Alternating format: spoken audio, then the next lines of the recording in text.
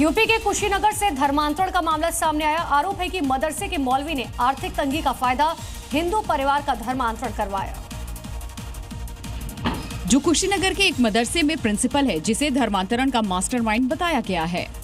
आरोप है कि मदरसे के प्रिंसिपल ने आर्थिक तंगी का फायदा उठाकर पहले नाबालिग लड़के और उसकी मां का धर्म परिवर्तन कराया। इसके बाद नाबालिग लड़के का नाम बदलवाकर मदरसे में एडमिशन करवाया। ये मामला तब सामने आया जब जेल से रिहा हुए लड़के के पिता गांव पहुंचे तो उनका परिवार घर में नहीं मिला, जिसकी शिकायत थाने में दर्ज कराई। ऐसा ही मामला यूपी के नोएडा से सामने आया। वहां एक महिला का जबरन धर्म परिवर्तन करवाकर आरोपी ने निकाह कर लिया। तमिलनाडु के चेन्नई से महिला को बरामद किया गया। पुलिस ने कार्रवाई करते हुए आरोपी राजा मियां उर्फ एहसान और उसकी मां और पिता को गिरफ्तार कर लिया।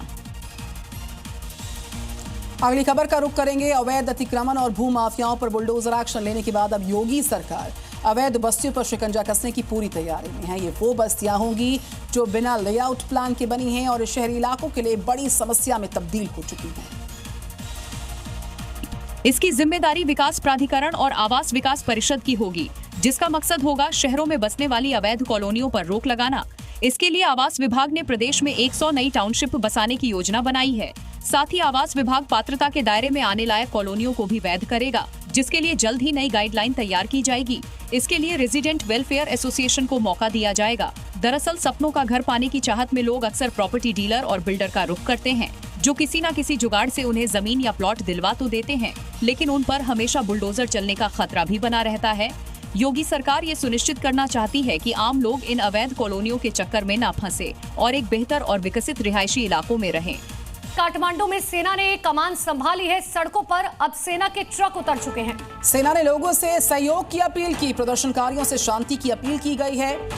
तो काठमांडू में सेना ने मोर्चा चूंकि संभाला हुआ है, सड़कों पर सेना के ट्रक्स जो हैं उनका डिप्लॉयमेंट देखा गया और यहाँ पर सेना रात 10 बजे से मोर्चा संभाले हुए नजर आ रही है। जगह जगह फ्लैग मार्च निकल रहे हैं और ये 4 तस्वीरें आपके सामने संसद भवन में किस तरीके से आगजनी होती है, धुआं चारों तरफ पसरा नजर आया। सचिवालय को भी इन प्रदर्शनकारियों ने नहीं बख्शा।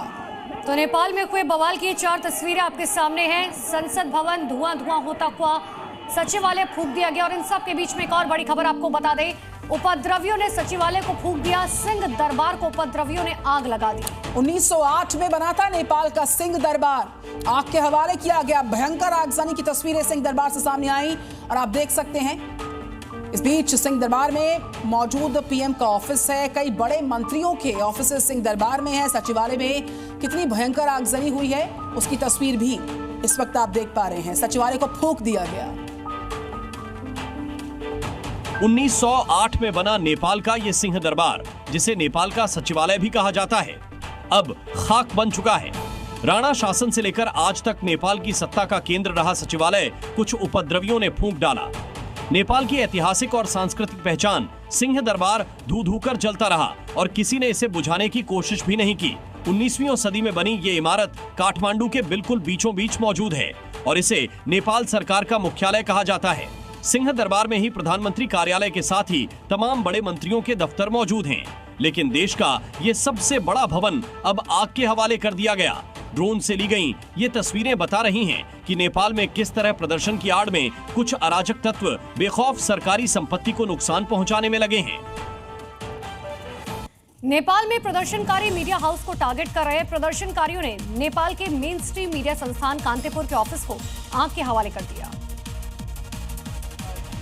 लपटों से घिरी बहुमंजिला इमारत से निकलता धुआं दूर दूर तक दिखाई दे रहा है। नजारा इतना खौफनाक है कि चंद मिनटों में दफ्तर की खिड़कियां टूटकर गिर गईं।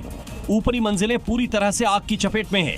वायरल हो रहे वीडियो में साफ दिख रहा है कि आग की ऊंची लपटें पूरी इमारत को निगल रही हैं। प्रदर्शनकारियों के गुस्से का शिकार बनी ये बिल्डिंग नेपाल के सबसे बड़े मीडिया संस्थानों में गिने जाने वाले कांतिपुर के ऑफिस की है, जिसे आग के हवाले कर दिया गया। जेएनजी प्रदर्शनकारियों ने सोशल मीडिया बैन और भ्रष्टाचार के खिलाफ के आंदोलन के दौरान इस बिल्डिंग को धुआं धुआं कर दिया। और बड़ी खबर आपको बुलंदशहर से बता दें, जहां पर बदमाशों का एनकाउंटर किया गया। एक बदमाश गिरफ्तार हुआ। कई दिन से पुलिस को इसकी तलाश थी। बुलंदशहर में बदमाशों का एनकाउंटर ऑपरेशन लंगड़ा के तहत लगातार पुलिस एक्शन कर रही है सूबे भर में। और ये खबर आपके सामने बदमाशों से एनकाउंटर की। बुलंदशहर उत्तर प्रदेश से एनकाउंटर में 3 बदमाश गिरफ्तार।